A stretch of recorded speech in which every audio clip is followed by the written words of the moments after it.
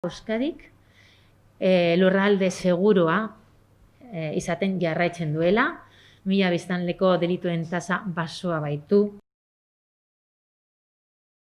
Uztailean eta abuztuan ertzaintzak ezagututako delituen kopurua jaitsi egin dela, que ha descendido la cifra de delitos en julio y agosto del 2020 comparándolos con los delitos del 2019 del mismo periodo.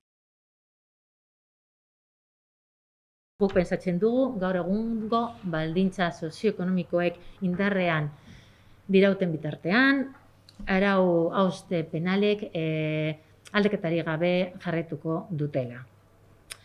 Hau da, iruzurrek, indarkeria eta etxeko eta genero indarkeriak berdina edo pixka bat areagotuko dutela, eta etxeko lapurretei dagokienez, COVID aurretik zeuden kopuren oso antzekoak izatea aurre ikusten da.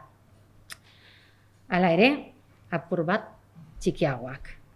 Aldiz, sexu askatasunaren kontrako delituek eta ebazketek eta orokorrean aisialdiari lotutako gizarte jarduera murrizten jarraitzen badugu, orduan kopuru txikietan jarraituko dira.